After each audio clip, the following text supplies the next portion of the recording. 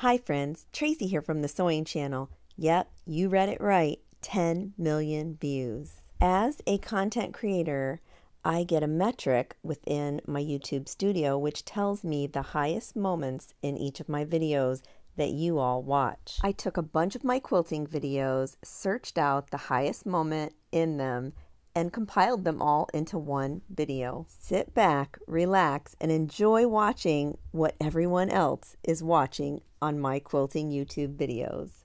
Enough talking already. Let's do this. The first step in making our beautiful quilt is to find all of our scraps. And be sure to look in every scrap bin that you have. And then we're going to give it a quick press. But if your scraps are already laying nice and flat, skip the pressing stage. This is a quick method right here. You're just going to take a regular strip of fabric that you might have. Take single scrap pieces of fabric and lay them along the edge of that strip. And then you're going to use a 1/4 inch seam allowance. Just like you see me do here, I'm just connecting the strip with those pieces of scraps. This is what the strip looks like after we have sewed it right along the edge. And now you're just going to take your scissors or take it over to your cutting mat and use your rotary cutter if you want and cut up to the slit. Now doing this gives us perfect little 2 patches. Lay them with the bumpy side down on the wrong side of your fabric. Iron it down just like the directions say to do on the package. And I'm going to do that to both of my pieces, but first I'm going to show you what that bumpy side looks like. See, it's kind of shiny. It's got glue or something on it. In the next step, when we go to cut this out, cut it as neatly as you possibly can because this is the end result. This is what people will see on the outside. One of the reasons why I chose the Heat Bond Light was because it was thinner and more pliable. The regular Heat Bond for the applique was much thicker and stiffer and was not good for a baby blanket in my opinion. Once your piece is cut out, then you're going to separate it from its backing, which reveals this nice, smooth, shiny side. That's a side that's going to get ironed down temporarily. Now the other stuff was a permanent iron on, the stiffer stuff. So this is just a sample that I put together just to show you how it all comes together. Cute, right? I made a huge mistake with this quilt, and I don't want you to make the same mistake that I did. 10 months ago, I spray basted this quilt in my video. I rolled it up on the pool noodle, and I put it in my closet to figure it out another day. Well, that was a big mistake, because what happens is when you do that, everything kind of crinkles up together, and it has all these lines where it had just suctioned itself within the quilt sandwich. I had at first thought that I would separate the layers maybe, but I decided against that in the end, and I just tried to press it all out to make it as flat as I possibly could because I was going to be doing a lot of free motion quilting on this quilt. So as you can see here, that's about as good as it's going to get. Lesson learned. Let's get busy making this stunning, show-stopping cathedral window quilt. Cut out a bunch of 9.5 inch squared pieces of fabric. I used a white cotton muslin fabric. I also purchased this handy 9.5 inch squared ruler to cut all of my squares out. Give your fabric a nice hot press. You will, of course, do this in big batches. You won't be doing them one at a time, so just keep that in mind. Next, we're going to take that 9.5 inch squared piece of fabric and fold it in half one time. And then we're going to put a crease with a hot press right in the side there. That crease will help us feed our sides of our fabric into our machine evenly. So next we're going to take it to the sewing machine, and with that folded side going in first to the sewing machine, you're going to go ahead and put a 1/4 inch stitch down both sides. Now I chain stitched all of mine at the same time, so I would go down one side, all on one side, and then turn the whole batch around and go up the other side. One thing I want you to take note at this step, I want you to back stitch at the very beginning of each stitch, and at the end of each stitch, when you come to the end of that piece of fabric, back stitch again. That's going to be very important when we turn this inside out. We don't want any threads coming loose or apart. And you can do that while you chain stitch too. You should end up with something that looks kind of like a pouch or a envelope type deal. So what you're going to do is take those two seams that you just sewed, the opening there, and you're going to make those two seams kiss or nest right up next to each other. We need this part to be really even, otherwise our block's going to be wonky. Once you get them kissing and nesting perfectly, go ahead and pop a pin right in the center there. Once the middle is pinned and secure, you're all set to run this through your sewing machine. This is probably the most trickiest step in the whole process. First of all, you need to draw a circle on a piece of paper, or you can print one out like I did. You can use any size circle, really. Next, you're going to take a handful more of those circles and you'll fold them in half, and then you'll cut them right down the middle so that you have several now of the half circles. Once everything is marked, go ahead and take the pins and the circle templates off. And then the next thing I did was I went ahead and put a stay stitch right along all of my curves, get some sharp scissors, and cut up to each point, just like you see me do right here. You want to get as close as you can without snipping those threads. This is what it should look like so far. We only have one side of the binding attached. What is a layer cake? Layer cake consists of 42 10-inch by 10-inch squared fabric, pre-cut fabric. The layer cake may not look like a lot of fabric when you first see it, but it actually consists of about 2 3/4 yards of fabric. Plenty enough for a twin size quilt. I think the fabric company Moda actually coined the term layer cake. What makes these layer cakes so nice is they come in coordinating fabrics within the pack itself. And as you can see here, this took an entire layer cake, one layer cake. Now if you do 2 layer cakes, you're going to get a much bigger quilt, probably like a queen size. This tip will ensure all the wrinkles are out. Just layer and spray and press. Rinse and repeat. Take your 2-inch folded piece of fabric. Lay it on the right side of one of your blocks. By right side, I mean top of the quilt. And you'll lay it right there, and then you'll pop a few pins in. Lift that entire quilt piece up onto that 1-inch piece of fabric. And then I just flipped it all over, and you see there the right side now of that 1-inch piece is now facing the back of the quilt, the minky part. And you'll just unpin and repin so that all of those raw edges are nice and even along the edge there. One of the biggest tips I can give you is you have to sew a true 1/4-inch seam allowance here. And if you don't, you're going to have a space in between your blocks, and you don't want that.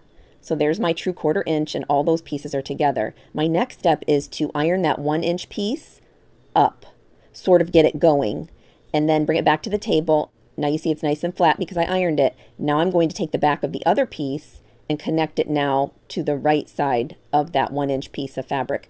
The trick here is everything has to be even on the sides. You're going to pop some pins in. When we get to the sewing machine, we're going to sew another true 1/4-inch seam allowance. Now take it to your pressing station, and you can see it looks gorgeous on the back. The back is all set and done. Now let's take a look at that 2-inch front piece. You see how that opening is right there? We need to make sure that all that is nice and flat and meeting together. If it doesn't meet right to the edges with each other, then you didn't sew a true 1/4-inch seam. You may need to go back and do that because we don't want a gap. So a top stitch all the way down one side, just on the very edge, tacking that all down, and then you're going to flip it around and put a top stitch on the other side. Looks just absolutely perfect.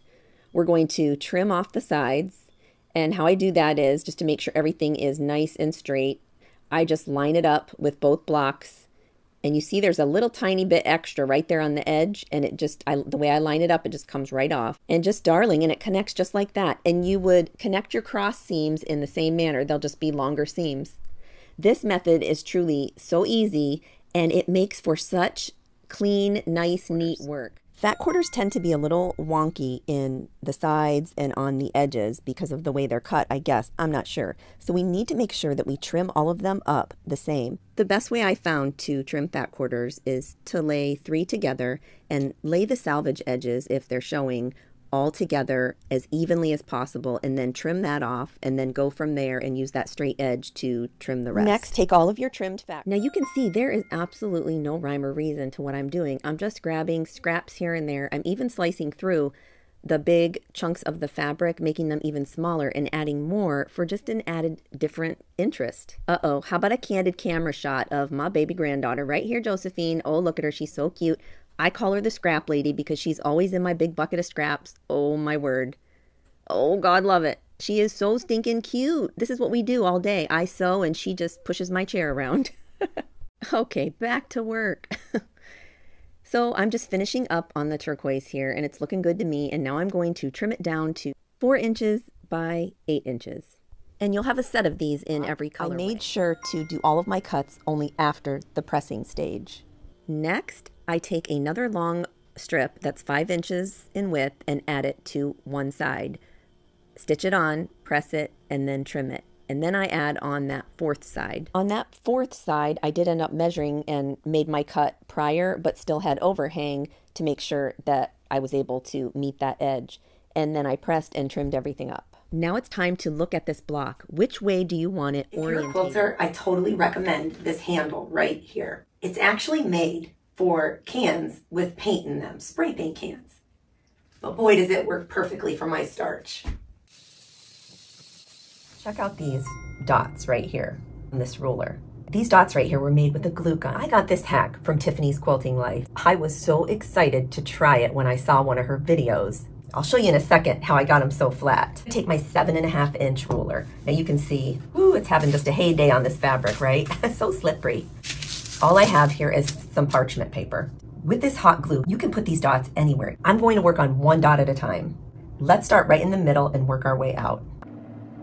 I'm making it a pretty big dot too. After you get your dot, then you're gonna go and press it. You only need to let it sit for just a second, really. Put that dot, friends. Perfect. It's not sticky.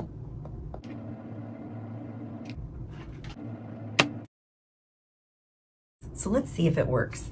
I'm not even gonna touch my fabric and I'm not gonna put any pressure down. I'm just going to move this. And you can see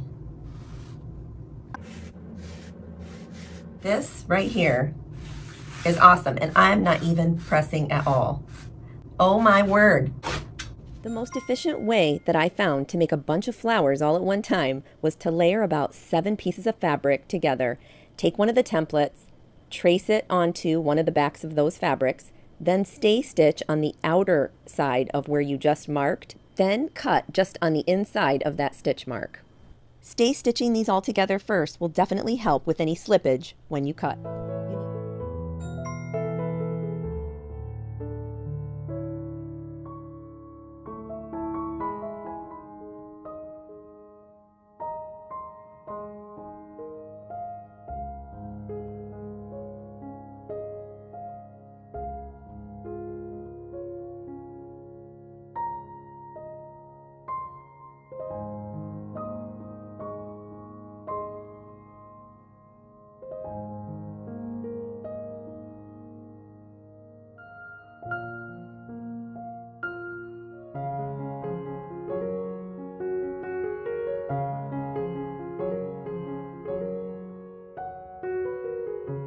Here is a quilt sandwich that I put together, and typically a quilt sandwich is a backing, some batting, and then your quilt top over top.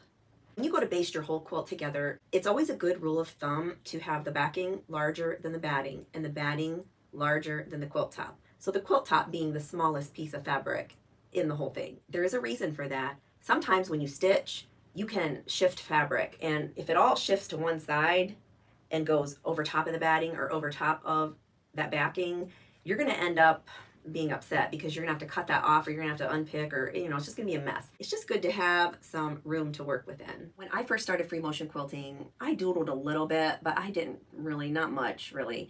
I just went for it and just made up a bunch of quilt sandwiches. Well, I wasted a lot too that way. I mean, you just can if you play a lot like I did. So I ended up coming up with a hack on how to practice free motion quilting without making the quilt sandwiches. I will link a video to that at the end. It uses a dry erase marker that you would connect here. You take the needle out, and then you make like a vinyl quilt top, so to speak. You move it around the dry erase marker just like you would if you were free motion quilting, giving you that muscle memory. And then you could just erase it when you were done and then do it again. I mean, it's really awesome. You'll have to check it out. What else to do but to organize up? Using wall space is some of the best organization that you can do in places like a sewing room. Having all of my scraps in clear containers up on the wall so that I can see what I have, it's a game changer. I am sure to make many more things using my scraps up.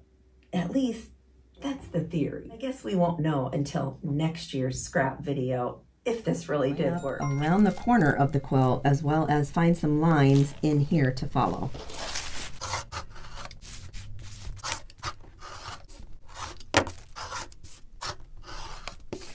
Once I have the established square around each corner, then I'm going to go in with my large 24-inch by 8.5-inch ruler.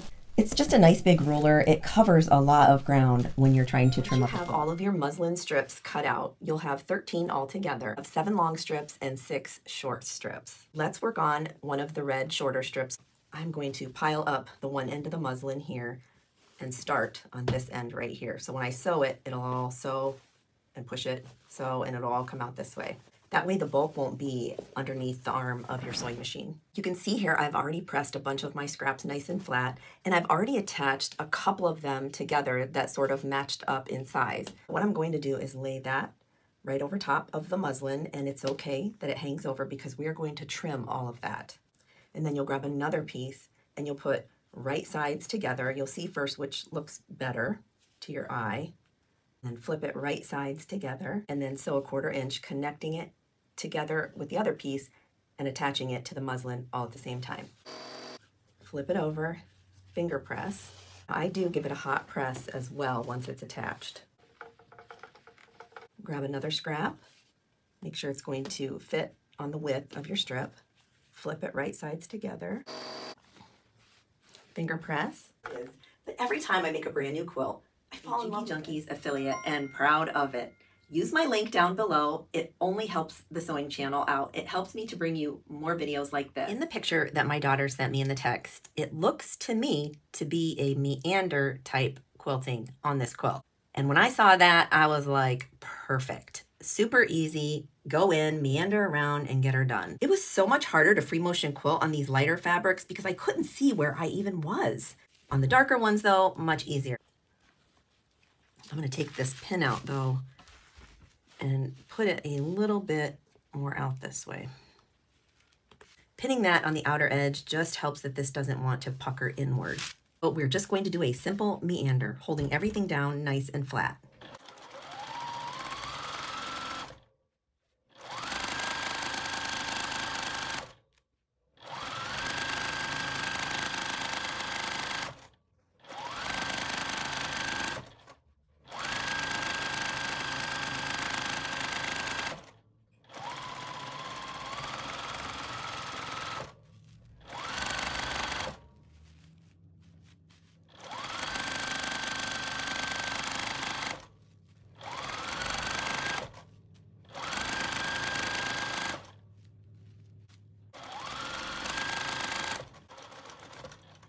There There you go, a simple meander. To pre-measure anything. We're just gonna jump right into it and I'll show you how I do it. Before I get started though, I wanted to share with you the trifecta or the quadfecta or whatever you want to call it. It's how I get my crumb piecing to be so efficient. Here I have my cutting station with all my fabrics that I'm going to use in this quilt. I have my rotary cutter. I have a few different rulers because as it gets bigger, you're going to need to trim bigger pieces.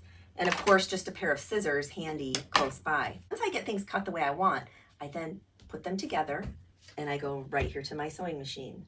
I piece what I need and then I pivot while still sitting because I'm standing here at the cutting station. I find I'm more accurate in cutting if I'm standing. But once I piece it, I pivot while I'm on my chair on wheels to my ironing station here. I press it and then I can pop it right up here. We have station 1, 2, 3, and then back to 4. Oh my word, check out this beautiful crumb cake quilt. I am in love. It turned out so good. After I was done binding it after the free motion quilting, I then washed it and dried it, and the measurements did shrink up a bit, but that's okay. It has that beautiful crinkle effect that we all love. And check out that plush backing with that free motion quilting on it.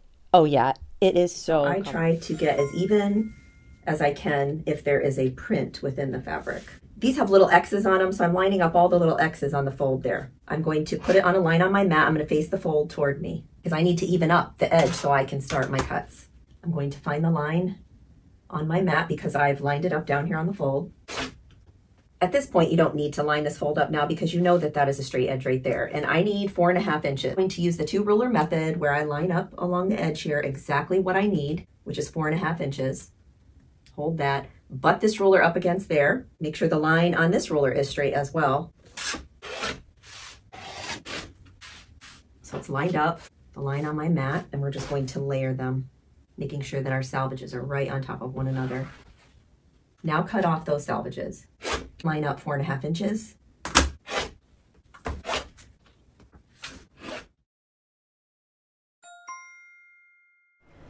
So I wanted to share my setup with you today. It's a little different than how I've set up before. So you can see my free motion quilting table right here. What I did is take my height adjustable table here and raised it to meet this table so that it gives me almost like a drop-in effect with my free motion quilting. As always, up here I have a hook, and then I have my bar right here where my twill tape is hooked to with binder clips on the end. And you can see one hanging there and there. That just keeps the drag up off of my table. You can see my favorite machine right here, my Juki, is turned on its side, and it has that extra large free motion quilting table that goes around it. So that's my setup for today. And there's my quilt basted and ready to go. Here are all the items that I keep close by: my curved snips, my pointy metal tweezers, my oil for my machine, a cleaning swab, my gardening grippy gloves from the dollar store, and of course my stack of bobbins that I just know I'm going to go through, probably double that. Here I'm using my Juki compensating presser foot. It makes adding binding to your quilt just so much easier. This chunky part right here stays up against this side of the edge of the quilt, and then you just feed the binding right onto the edge. So right to that corner at a 45-degree angle. Take this binding right here and flip it this way. You want this right here to be matching up straight. Then take this piece while holding here and flip it back over. Make sure that this is nice and flush along that edge. Hold that. Make sure that this piece right here is along the raw edge of your quilt top. Nice and straight, and that area is nice and square around there. Slip it back underneath your sewing machine foot and continue sewing that 1/4 inch. Let me show you what that looks like.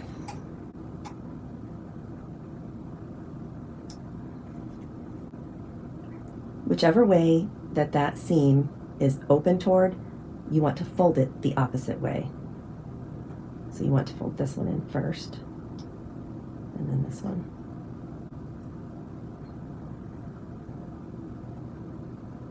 See how that one's open there, and then that's facing the other way.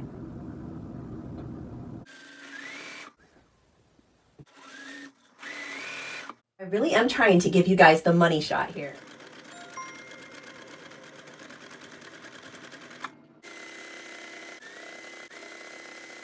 I've basted my quilt with a minky dot in the perfect boho color.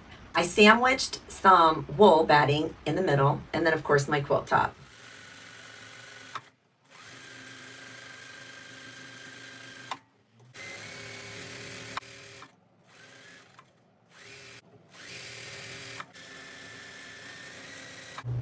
Friends, I almost forgot I bought these really cheap free motion quilting gloves to try, because in all my videos I push the gardening gloves but have never tried free motion quilting gloves. So these are really cheap. I got like 6 pairs for 10 bucks or something like that off of Amazon. I will link them. So far, so good. These are small, but I have a really small hand, so that's, you know, seems fine. It is a little tight around the ends because of whatever that is to grip, but it works. I'm free motion quilting some hearts and some paisleys in this section right here.